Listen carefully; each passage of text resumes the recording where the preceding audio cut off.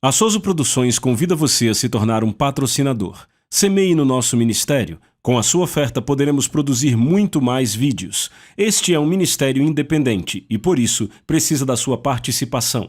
Inscreva-se no canal e compartilhe os vídeos. Seja um multiplicador desta visão.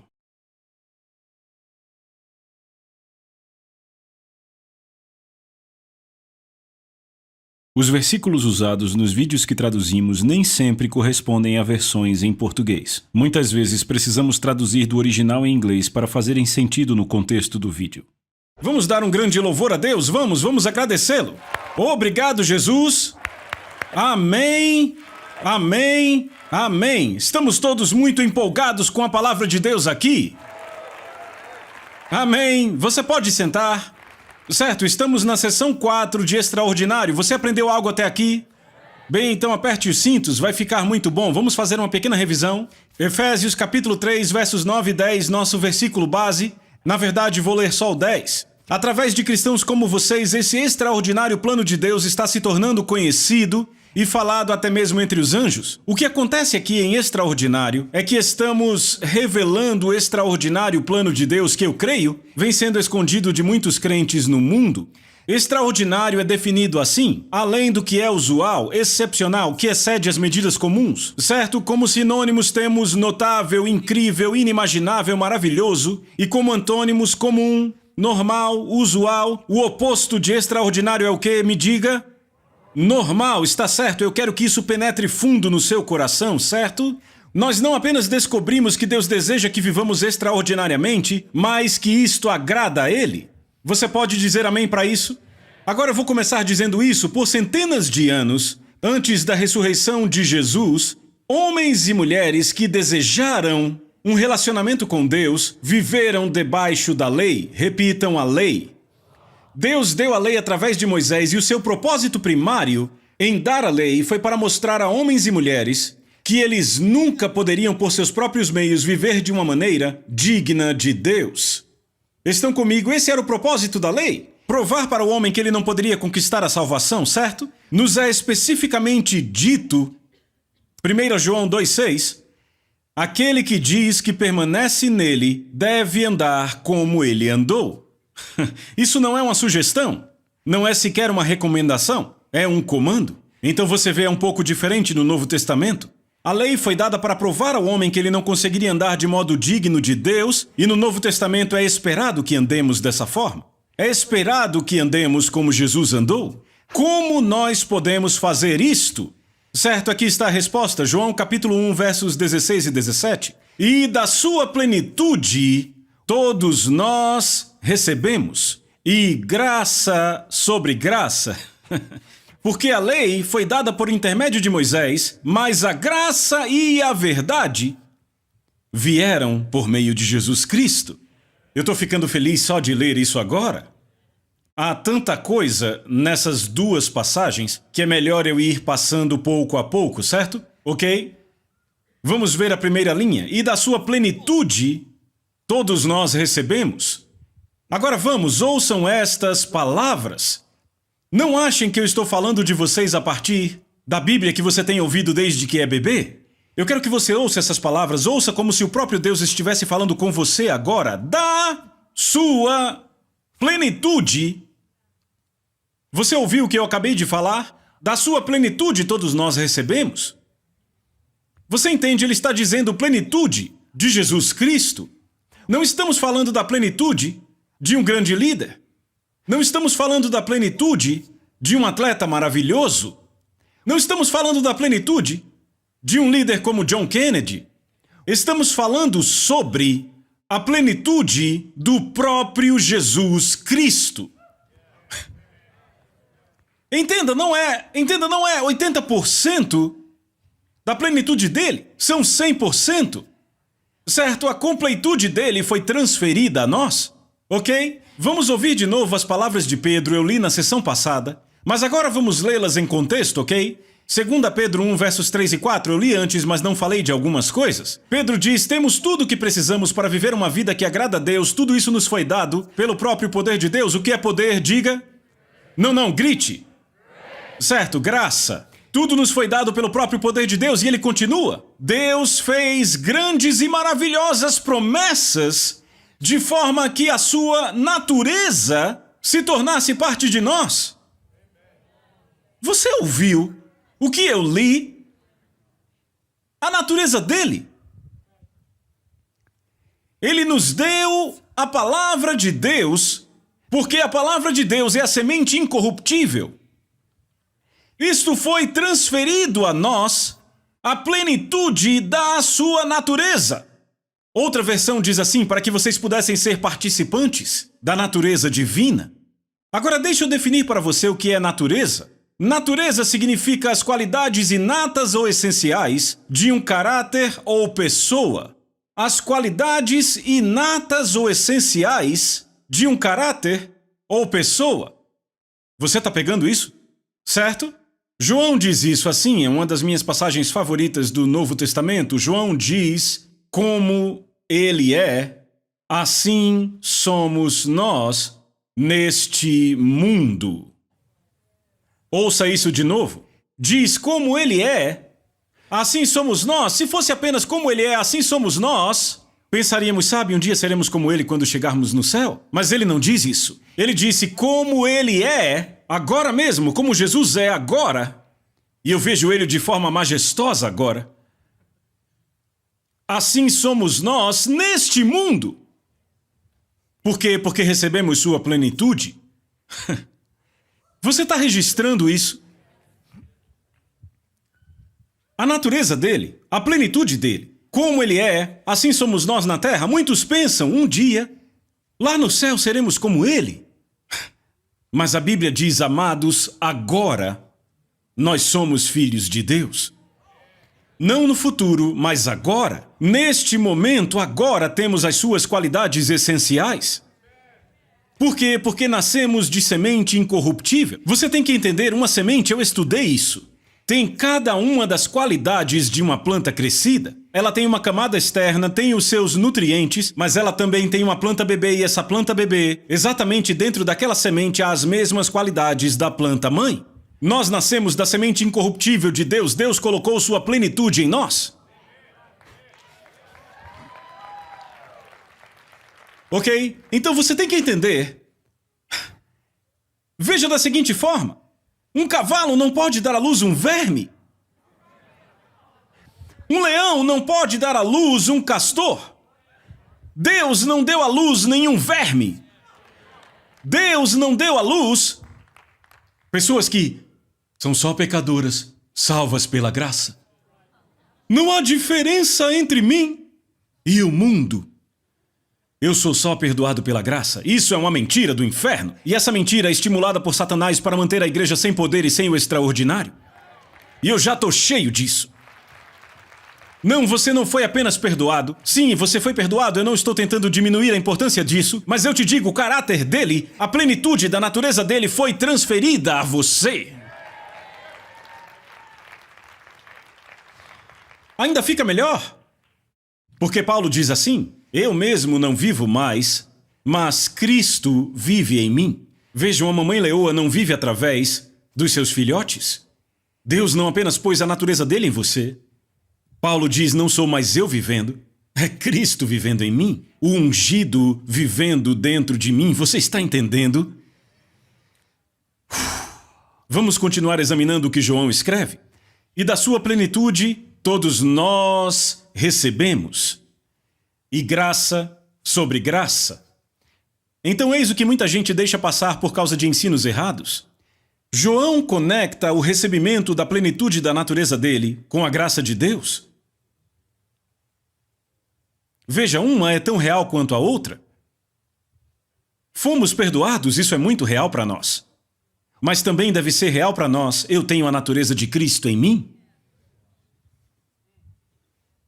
Agora notem, João diz graça sobre graça. Eu liguei para um amigo meu em Atenas, Grécia. Na verdade, eu mandei um e-mail, mas também nos falamos por telefone. Ele não apenas fala grego, ele é um ministro, é a sua língua mãe, mas ele também estuda grego antigo. Ele disse, John, essa expressão graça sobre graça significa abundância de graça. Veja, é abundância de graça Deus ter posto suas próprias características em nós. Estão comigo? Eu estou dizendo, isso é impressionante. Note que ele escreve graça sobre graça, literalmente significa a riqueza, a abundância de graça. Agora vejamos o resto da declaração. E da sua plenitude, todos nós recebemos, e graça sobre graça, agora continue lendo, pois a lei foi dada através de Moisés, mas graça e verdade vieram por meio de Jesus Cristo. Agora ouçam isso. Recebemos da sua plenitude graça sobre graça, pois a lei, porque a lei foi dada por Moisés, mas a graça e a verdade foram dadas por meio de Jesus. Vamos falar sobre isso. Em Mateus capítulo 5, Jesus faz uma série de comparações. Em todo o capítulo, Jesus faz comparações, eu vou ler algumas para você. Ouvistes que foi dito aos antigos, eu, porém, vos digo. Versos 27 e 28, Jesus diz, ouvistes que foi dito aos antigos, eu, porém, vos digo. Também ouvistes que foi dito, eu, porém, vos digo. De novo ouvistes o que foi dito aos antigos, eu, porém, vos digo. Ouvistes o que foi dito, eu, porém, vos digo. Ouvistes o que foi dito, eu, porém. Jesus faz 6 comparações em apenas um capítulo, Mateus capítulo 5. O que Jesus está fazendo aqui? Ele está comparando a vida debaixo da lei com a vida na graça. Quando ele diz, ouvistes o que foi dito aos antigos, ele está falando da lei. A lei foi dada a Moisés, certo? Mas quando ele diz, eu, porém, vos digo, ele está prestes a contar como é na graça, porque a verdade opera pela graça. Estão comigo? Então vejamos a primeira comparação. Primeira comparação, Jesus diz, ouvistes que foi dito aos antigos, não matarás. E quem matar estará sujeito a julgamento. Para ser considerado assassino debaixo da lei, você teria que fisicamente pegar uma faca, correr atrás de alguém e tirar a vida da pessoa. Estão comigo? Mas Jesus diz, eu, porém, vos digo. Veja então como será, debaixo da graça, porque esta é a verdade. Todo aquele que sem motivo se irá contra seu irmão estará sujeito a julgamento, e todo aquele que diz a seu irmão racá estará sujeito ao fogo do inferno. A palavra racá significa cabeça de vento ou idiota. Ok, quando você olha lá para trás, chamar alguém de racá seria o equivalente hoje a olhar para alguém e dizer, eu te odeio, realmente querendo dizer isso? Estão comigo? Então, debaixo da lei, para ser considerado assassino, você teria que fisicamente tirar a vida de alguém, mas Jesus diz, na graça, para ser um assassino só precisa ser preconceituoso? Ou se recusar a perdoar ou qualquer outra forma de ódio? Deus diz assassino. Essa é a verdade. Estão comigo? João confirma, João diz, se você odeia seu irmão é assassino e nem pense que tem a vida eterna dentro de si. Como um assassino pode ter a vida eterna habitando em si? Estão comigo? Alguém que se recusa, não estou falando de alguém que cometeu pecado de assassinato, estou falando de um assassino. Estamos falando de alguém que vive em ódio. Não é só uma pessoa que cometeu um pecado. Cometeu um pecado talvez 2, 3 vezes, eu já falei sobre isso. Eu falo de um assassino. Alguém que odeia e em seu preconceito nada perdoa. Segunda comparação. Ouvistes que foi dito, não adulterarás, eu porém vos digo, qualquer que olhar para uma mulher com intenção impura no coração já adulterou com ela. Na velha aliança, para ser adúltero, você teria que ir para a cama com alguém que não fosse a sua esposa. Na nova aliança, você só precisa querer fazer isso? Na velha aliança teria que fazer. Deus diz adúltero. A nova aliança é a verdade. Você só precisa querer fazer isso? E aí já cometeu adultério em seu coração? Tá ficando bem quieto aqui. Esta é a verdade. Esta é a verdade. Terceira comparação. Jesus diz, também foi dito, aquele que se divorciar da sua esposa, dê-lhe carta de divórcio, porém eu vos digo, veja, ele vai continuar falando isso no livro de Mateus, eu vou lá para o fim, porque aí ele começa a elaborar melhor. Então, por essa resposta aqui, vamos para Mateus 19, de 4 a 6, os líderes chegam a Jesus e perguntam se é lícito para um homem divorciar-se da sua esposa por qualquer razão. Ouçam a resposta de Jesus. Não tendes lido que o Criador desde o princípio os fez homem e mulher e que disse, por esta causa, deixará o homem pai e mãe e se unirá à sua mulher, tornando-se os dois uma só carne, de modo que já não são mais dois, porém uma só carne, portanto o que Deus ajuntou não o separe o homem.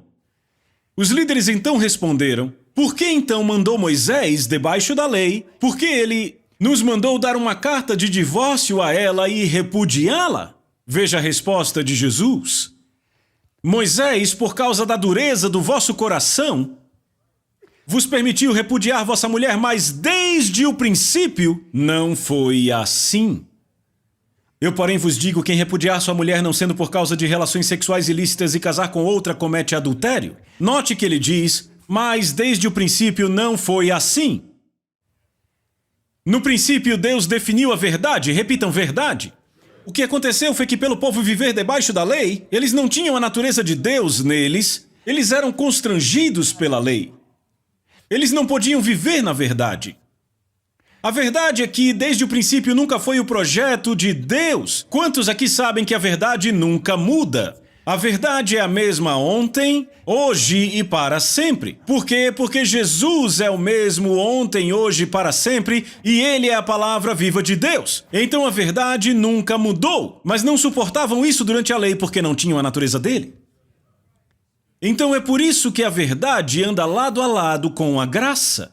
Ela não andava lado a lado com a lei porque o homem não conseguia lidar com isso. Se olhamos para os padrões em que Deus espera que vivamos, que são verdade lá desde o princípio, é a forma de viver dele, é o andar digno dele. Então agora a verdade pode ser trazida de volta pela graça, porque agora temos o poder para vivê-la. Podemos ver isso de duas formas. Podemos ver o copo meio cheio e o copo meio vazio. Eu vejo o copo meio cheio, eu digo uau, uau, uau, uau. Eu tenho o caráter e a natureza de Deus em mim para que eu possa andar em verdade. Eu posso andar como Ele andou. E a pergunta passa pela sua mente, por que o John está contando tudo isso e por que as pessoas não estão andando nessa verdade? Acredite, nas lições 6, 7 e 8 falaremos disso. Eu só estou estabelecendo o fundamento. Vamos para a próxima comparação. Vocês também ouviram o que a lei de Moisés disse: não quebrem os seus votos. Vocês devem cumprir os votos que fizeram ao Senhor, mas eu digo a vocês, não façam nenhum voto. Digam um simples sim, eu farei, ou não, eu não farei.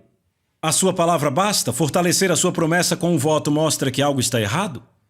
Debaixo da lei, um homem e uma mulher mostravam que estavam falando sério fazendo um voto ou um juramento. Jesus disse, tinham que fazer isso porque havia restrições. Não tinham a plenitude da natureza de Deus dentro deles. Você não tem mais restrição nenhuma. Você vive na verdade porque você agora tem a plenitude da natureza de Deus dentro de você, uma vez que você nasceu de novo. Então, debaixo da lei você fazia voto, você jurava. Mas na nova aliança, porque a natureza de Jesus vive em nós, nós crentes devemos ser o povo mais confiável da face da terra. Porque estamos caminhando em nossa natureza, o que diz que somos capazes de agir e de falar em verdade. Quando um homem ou mulher que tem a natureza de Deus em si dá a sua palavra, ela deve ser suficiente para você ir até o banco com ela. Você está aprendendo alguma coisa? Vamos para a nossa última comparação, que será a quinta. Na verdade é a sexta, eu vou pular a quinta. Ele disse, vocês conhecem a velha lei escrita, ame o seu amigo, e a parte que não foi escrita, odeie o seu inimigo. Eu desafio essa afirmação, é Jesus falando. Ele disse, eu estou dizendo, amem seus inimigos, que eles tragam à tona o seu melhor, não o pior. Quando alguém lhes criar problemas, respondam com a energia da oração. Agora ouçam, porque então vocês estarão agindo com base no seu verdadeiro ser, o ser que foi criado por Deus. É isso o que Deus faz. Ele dá o seu melhor, o sol para aquecer, a chuva para nutrir, a todos, independentemente de quem é bom ou de quem é mau. Note a declaração-chave dele. Vocês estarão agindo com base no seu verdadeiro ser, o ser que foi criado por Deus. Isso ilustra belamente o que eu estou tentando falar com vocês hoje. Sobre a plenitude que recebemos, Jesus disse, quando vocês oram por aqueles que lhes maltratam, quando dão àqueles que roubam de vocês, operam a partir do ser verdadeiro criado por Deus, operam a partir da natureza que Deus pôs dentro de vocês. Jesus termina todas as comparações com uma declaração maravilhosa. Mateus 5,48, portanto, sede vós perfeitos, repitam, perfeitos, como perfeito é o vosso Pai Celeste. Vamos falar dessa palavra perfeitos? A palavra perfeito é a palavra grega teleios. O dicionário Thayer define como aquele que chegou ao fim concluído. Ouçam essa, em quem não falta nada do que é necessário para estar completo. Esta é a palavra traduzida por perfeito. Vamos ver a versão ampliada, o que diz. Na ampliada, Jesus disse, vocês desta forma devem ser, repitam, devem ser. Agora vamos parar aqui, vocês já me ouviram falar muito deve ser. Vocês já notaram que a Bíblia tem trechos que são conselhos e outros que são obrigações? Já notaram? Você é sábio se seguir os conselhos, mas é um tolo se não fizer as obrigações. Quando Deus diz que deve ser, não é algo para discutir. Ele diz assim, vocês devem ser perfeitos, crescendo para a completa maturidade de divindade em mente e caráter, tendo alcançado a altura apropriada de virtude e integridade, assim como seu Pai Celestial é perfeito. Não olhe para mim assim, não fui eu que escrevi isso. Eu estou só lendo. Não é interessante que não pregamos isso na América? Vamos, fale comigo. Eu participei de um programa de entrevistas internacional, visto ao redor do mundo, e eu fiquei hospedado no hotel deles, que pertencia aos organizadores. Enquanto eu estava no hotel orando, o Senhor começou a ministrar a mim, fora da área sobre a qual eu ia falar no programa. Deus estava ministrando a mim pessoalmente. E eu estava orando e perguntando, Deus, por que há tanto pecado na igreja? Por que há tanta corrupção? Por que há tanta imoralidade sexual? Por que há tanta mentira? Isso continua. Por que há tanto engano? E o Senhor respondeu bem rápido, por causa do que você prega. Agora, quando ele disse você, eu entendi que não era eu pessoalmente, mas eram os líderes. Estão acompanhando? Entenda, o Senhor começou a ministrar a mim e disse, palavras são sementes, repitam, sementes. Quantos sabem que quando se planta uma semente de maçã não nasce uma mangueira? Vamos, fale comigo, eu sei que isso é óbvio, não é? Se você planta uma semente de pêssego, não nasce um pé de algodão? Não, a semente que você planta é a colheita que você tem? Correto? Pedro disse que somos participantes da natureza divina. Pelas suas preciosas e muito grandes promessas, a palavra de Deus é semente. Então, se nós pregamos que pessoas que nascem de novo não são diferentes de pecadores, que somos só perdoados, teremos uma igreja com uma vida derrotada que definitivamente não vive o extraordinário. Mas quando pregamos que todos recebemos a sua plenitude, que como Ele é, assim somos nós neste mundo, que somos participantes da natureza divina, aí nós temos uma igreja triunfante, como a igreja antiga do livro de Atos que vivia uma vida extraordinária.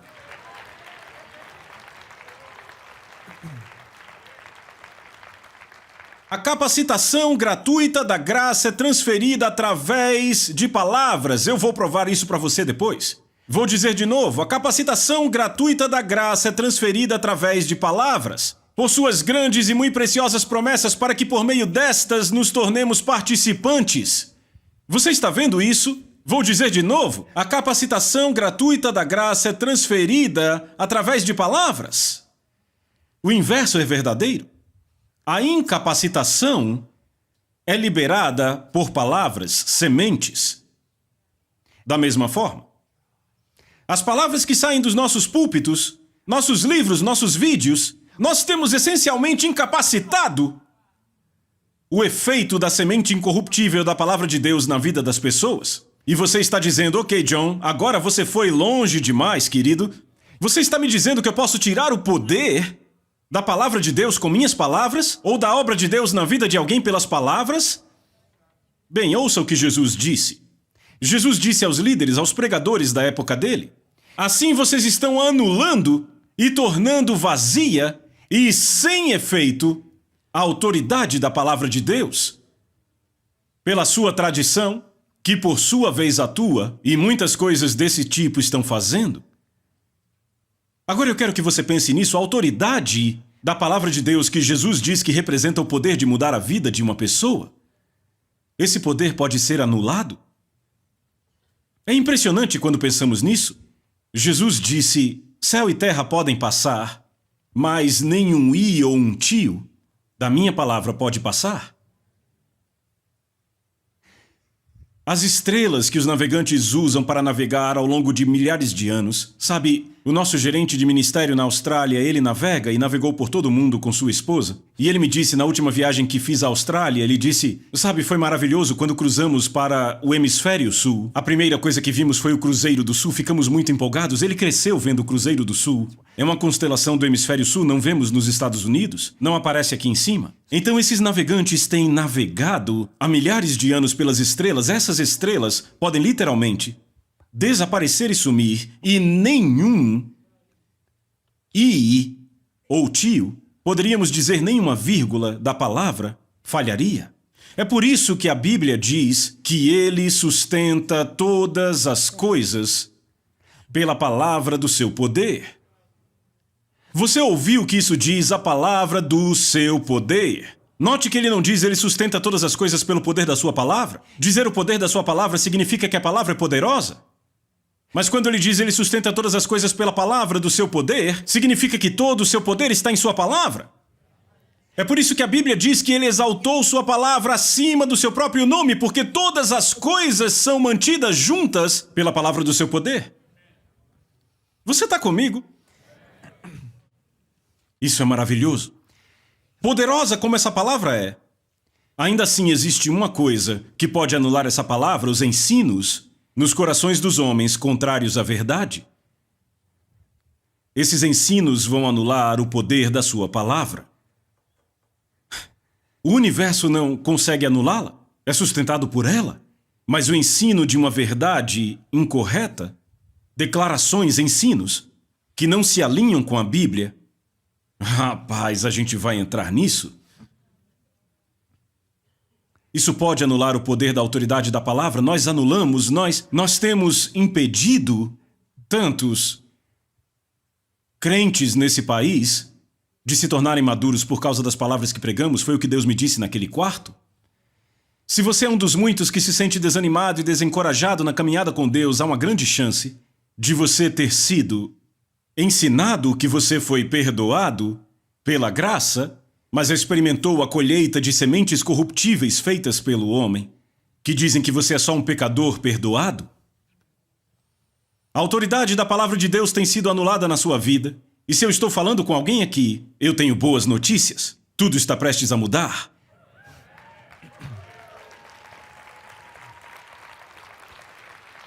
Com esse conhecimento da graça, lado a lado com a verdade, ao invés de com a lei, podemos entender melhor Paulo. Ouça isso. Romanos 6,14, eu estava num jejum verão passado, e Deus ficava me lembrando essa passagem. Foi essa passagem que me fez começar a escrever esse livro. Deus ficava me lembrando essa passagem vez após vez naquele jejum, e eu levei um tempo até entender. Veja, Romanos 6,14, porque o pecado não terá domínio sobre vocês, porque vocês não estão debaixo da lei, mas da graça. Você não está mais debaixo da lei, você agora tem o poder.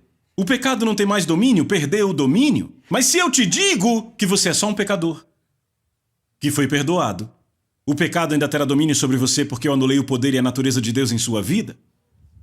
Mas Paulo escreveu, o pecado não terá mais domínio sobre você porque você não está mais debaixo da lei. Você está, na verdade, na graça. Uau! A Bíblia, a mensagem diz assim, o pecado não pode te dizer como viver.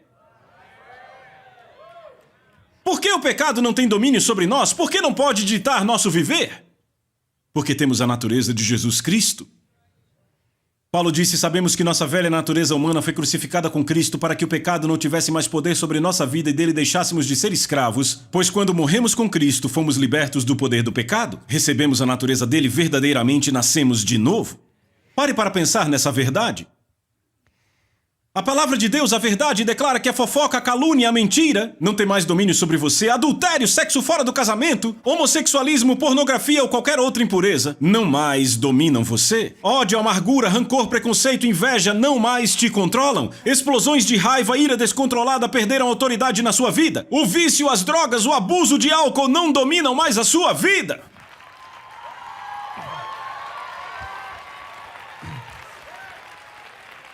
A desobediência à autoridade, a teimosia, a insubordinação perderam domínio sobre você.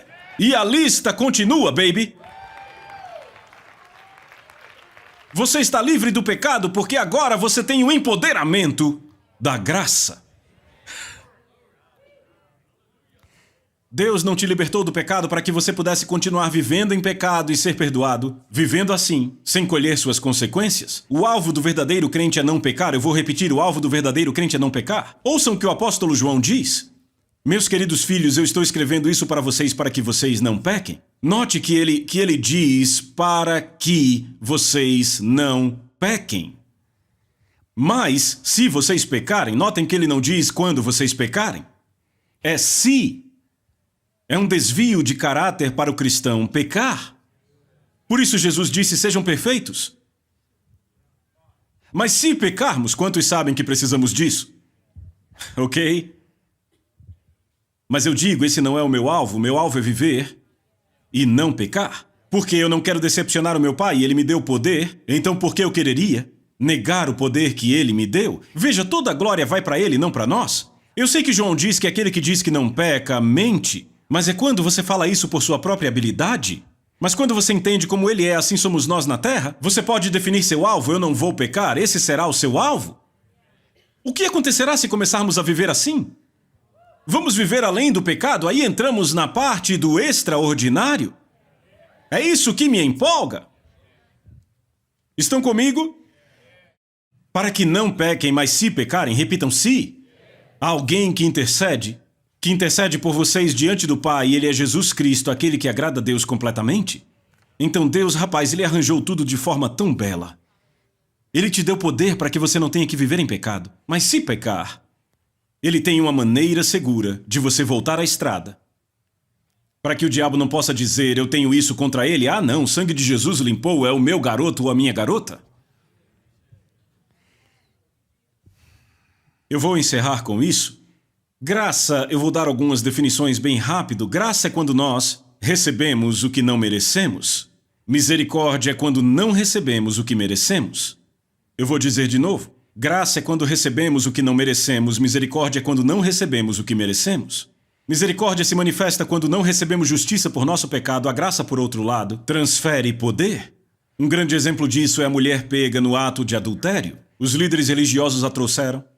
Disseram, Moisés diz que devemos apedrejá-la. O que você diz, Jesus? Jesus apenas disse, aquele que não tem pecado, atire a primeira pedra. E do mais velho ao mais novo começaram a ir embora, só sobrou Jesus e a mulher. Veja, Jesus não tinha pecado, poderia ter atirado a pedra, mas não o fez. A misericórdia disse, mulher, eu não te condeno.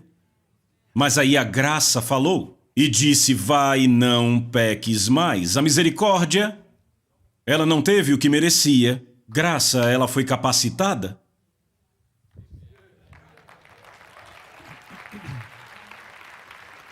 Na mente de muitos cristãos, eles juntam essas duas coisas.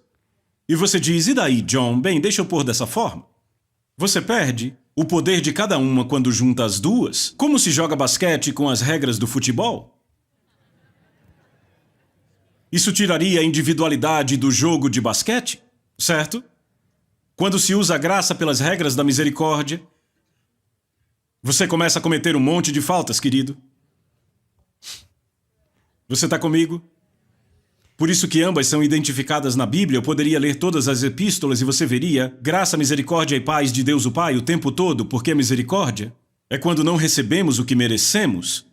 Graça é quando recebemos o que não merecemos. Nunca devemos perder a identidade de cada uma, para que a grande verdade de cada uma não se perca. Veja como a Bíblia diferencia as duas. Acheguemo-nos confiadamente ao trono da graça, a fim de recebermos misericórdia e acharmos graça para socorro em ocasião oportuna. Você entende que ele fala das duas? A graça nos dá poder, a misericórdia cobre nossas falhas. Como é completa esta salvação que Deus nos deu? Eu mal posso esperar para a sessão número 5. Vejo você lá. Vocês são demais. A Soso Produções convida você a se tornar um patrocinador. Semeie no nosso ministério. Com a sua oferta poderemos produzir muito mais vídeos. Este é um ministério independente e, por isso, precisa da sua participação. Inscreva-se no canal e compartilhe os vídeos. Seja um multiplicador desta visão.